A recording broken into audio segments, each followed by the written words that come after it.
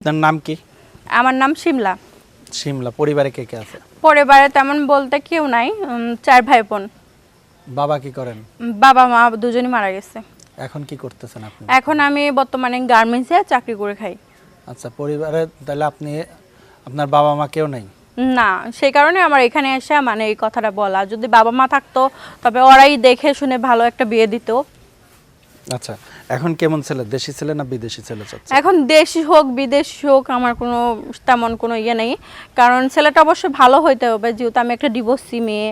তো এরকম যদি থাকে ডিভোর্সি, কারণ ডিভোর্স তো কেউ এমনি এমনি তো ডিভোর্স হয় না, কারো চরিত্র খারাপ থাকে, কারো নেশাখোর থাকে, এগুলো দেখে মানে ডিভোর্স হয়। তো সবার তো আর একরকম না, তো হাতের 5টা আঙুল সমান না, সব মানুষ একরকম না। সব কিছু দেখে শুনেই আমি মানে বিয়ে করতে চাই। আচ্ছা, তো এখন যদি আপনার সাথে যোগাযোগ করে, কিভাবে যোগাযোগ করবে? আমার সাথে যদি যোগাযোগ করতে চায় ভিডিও শেয়ার অপশনে যাইতে হবে।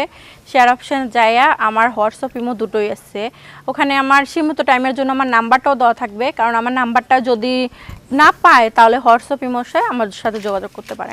আচ্ছা, যদি বিবাহিত কোনো ছেলে ছাড়া অবিবাহিত কোনো ছেলে বিয়ে করতে চায়, তো আপনি যেহেতু একটা ডিভোর্সি মেয়ে, সেই ক্ষেত্রে আপনি কি বিয়ে করবেন? যদি সেরকম হয় তাহলে আমি একটা কথাই বলবো, যদি অবিবাহিত ছেলে হয় বিয়ে করার জন্য আমার কাছে রাজি হয়, তবে আমি একটা কথাই বলবো, সেই ছেলেটার আগে তার ফ্যামিলির সাথে কথা বলতে হবে। কারণ আমি একটা ডিভোর্সি মেয়ে, আমি চাই না সে একটা অবিবাহিত মেয়ে তার জীবনে ঢুকে তার জীবনটা নষ্ট করতে, কিংবা তার ফ্যামিলি আমাকে মানতে চাবে না, সেরকমটা আমি কখনো চাই না। আগে তার ফ্যামিলিকে জানতে হবে, জানাইতে হবে যে একটা ডিভোর্সি মেয়ে, সে তার বাবা মা নাই, তার যদি কি হয় খারাপ লাগে তাহলে তার সাথে আমি বিয়ে করতে